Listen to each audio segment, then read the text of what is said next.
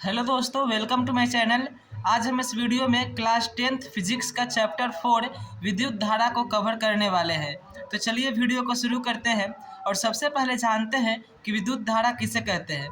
तो देखिए, आवेशों के सतत प्रवाह की दर को यानी कि आवेशों के लगातार प्रवाह को विद्युत धारा कहते हैं। ठीक है, जितना ज़्यादा आवेश का प्रवाह होगा उतना ही ज़्यादा विद्युत धारा की प्राप्ति होगी।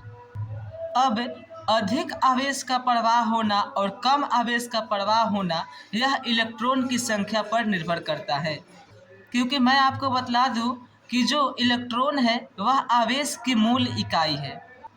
इलेक्ट्रॉन क्या है? आवेश की मूल इकाई है और विद्युत धारा का प्राथमिक वाहक है, यानी कि विद्युत धारा के प्रवाह होने में सबसे महत्वपूर्ण भूमिका इलेक्ट्रॉन की ही है। जितना अधिक इलेक्ट्रॉन रहेगा उतने ही अधिक मात्रा में आवेश का प्रवाह होगा और उतने ही अधिक मात्रा में विद्युत धारा की प्राप्ति होगी। ठीक है, तो विद्युत धारा का प्राथमिक वाहक क्या है? इलेक्ट्रॉन है और आवेश की मूल इकाई क्या है? इलेक्ट्रॉन है।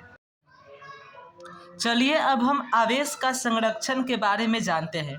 तो आवेश का संरक्षण को जानने से पहले हम यह जानते हैं कि आवेश किसे कहते हैं, आवेश क्या है। तो देखिए, आवेश किसी पदार्थ का एक गुण है जो चुंबकीय क्षेत्र या विद्युतीय क्षेत्र में बल का अनुभव कराता है। आवेश क्या है?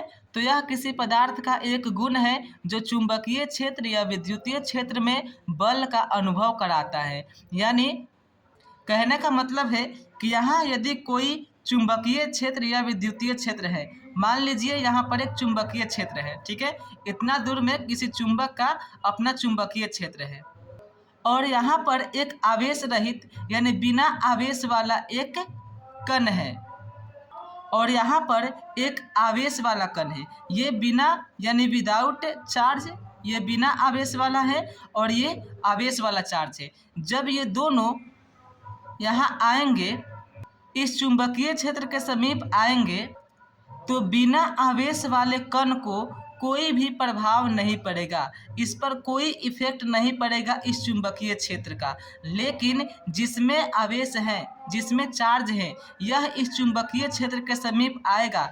जैसे ही चुंबकीय क्षेत्र में प्रवेश करेगा, इसे चुंबकीय क्षेत्र का बल का अनुभव प्राप्त होगा। तो वही मैंने कहा है कि आवेश जो है किसी पदार्थ का एक गुण है जो चुंबकीय क्षेत्र या विद्युतीय क्षेत्र में बल का अनुभव कराता है। यह बिना आवेश वाला है तो इससे कोई फर्क नहीं पड़ा, लेकिन ये आवेश वाला है, जैसे ही इस चुंबकीय क्षेत्र में आएगा इसे बल का अनुभव प्राप्त हो जाएगा कि यहाँ पर कोई चुंबकीय क्षेत्र है। ठीक है, तो समझ में आ गई होगी आपको कि आवेश क्या है।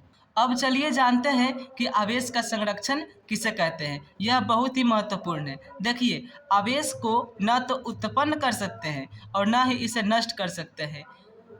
इसे स्थानांतरित किया जा सकता है, यानी कि एक वस्तु से दूसरे वस्तु में भेजा जा सकता है, जिसे आवेश का संरक्षण कहते हैं। कहने का मतलब है कि आवेश को न तो उत्पन्न कर सकते हैं और न ही इसे नष्ट कर सकते हैं।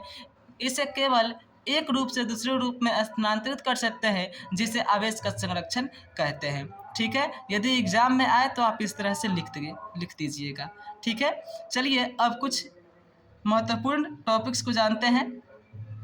सबसे पहले आप इसे याद कर लीजिएगा, इसे नोट कर लीजिएगा कि कोई पदार्थ इलेक्ट्रॉन खोकर पदार्थ धनावेशित हो जाता है और इलेक्ट्रॉन पाकर पदार्थ ऋणावेशित हो जाता है। इसे आप लोग याद कर लीजिए। कैसे? तो चलिए मैं आपको बतलाता हूँ। देखिए, यहाँ पर मैंने लिखा है कि कांच का छड़ और रेशम का कपड़ा का घर्षण, यानी कि कांच का छड़ और रेशम के कपड़े को यदि एक दूसरे को आपस में रगड़े तो क्या होगा कि कांच की छड़ से कुछ इलेक्ट्रॉन रेशम के कपड़े पर चले जाते हैं। ठीक है, क्या होता है कि कांच के छड़ और रेशम को आपस में रगड़ने से कांच के छड़ से कुछ इलेक्ट्रॉन रेशम के कपड़े पर चले जाते हैं। तो हमने यहाँ पर क्या लिखा है कि इलेक्ट्रॉन खोकर पदार्थ धनावेशित हो जाता है। तो इसमें से इलेक्ट्रॉन किसने दिया है, किसने खोया है? तो कांच की छड़ ने। तो जब कांच की छड़ इलेक्ट्रॉन को दिया है, इलेक्ट्रॉन खोया है, तो यह क्या होगा? धनावेशित होगा। वही हमने लिखा है कि कांच इलेक्ट्रॉन देकर धनावेशित हो गया और कपड़ा इलेक्ट्रॉन लेकर क्या हो गया? ऋणावेशित हो गया। कोई भी पदार्थ हो, यदि वह इलेक्ट्रॉन को देता है तो वो धनावेशित हो जाता है, ठीक है। और जो कोई भी पदार्थ इलेक्ट्रॉन लेता है वो ऋणावेशित हो जाता है, ठीक है। चलिए अब हम परमाणु के बारे में पढ़ते हैं कि परमाणु क्या है। तो देखिए, पदार्थ का सूक्ष्मतम कण परमाणु कहलाता है, यानी पदार्थ का सबसे सूक्ष्मतम कण, सबसे छोटा कण परमाणु कहलाता है। अब परमाणु की रचना कैसे होती है तो उसको जानते हैं। देखिए, परमाणु की रचना 3 मौलिक कणों से होती है। कितने? 3 मौलिक कणों से। कौन कौन है? तो इलेक्ट्रॉन है, प्रोटॉन है और न्यूट्रॉन है।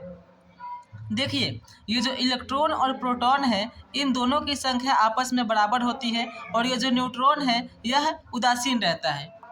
इलेक्ट्रॉन और प्रोटॉन परमाणु के केंद्रीय भाग में स्थित रहते हैं, जिसे न्यूक्लियस या नाभिक कहते हैं। वही हमने लिखा है कि प्रोटॉन और न्यूट्रॉन केंद्रीय भाग में रहते हैं, जिसे नाभिक कहते हैं, ठीक है। तो उम्मीद करता हूँ कि आपको इतना जो मैं बतलाया हूँ वो समझ में आई होगी। चलिए अब आगे देखते हैं।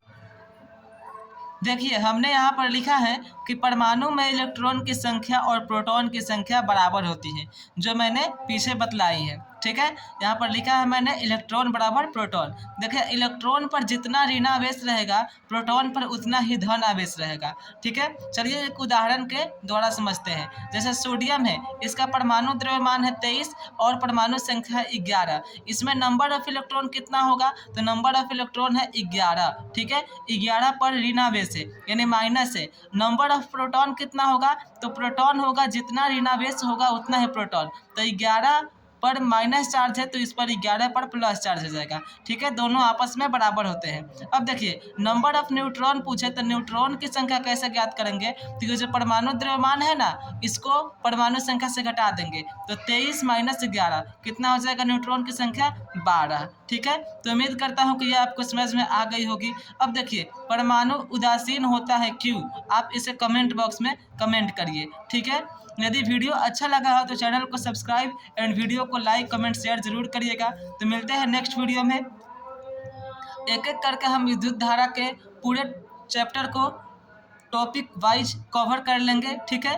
तो मिलते हैं नेक्स्ट वीडियो में। यदि चैनल पर नए हैं तो चैनल को सब्सक्राइब एंड वीडियो को लाइक, कमेंट, शेयर जरूर करिएगा। तो तब तक के लिए bye. Thanks for watching this video. Take care.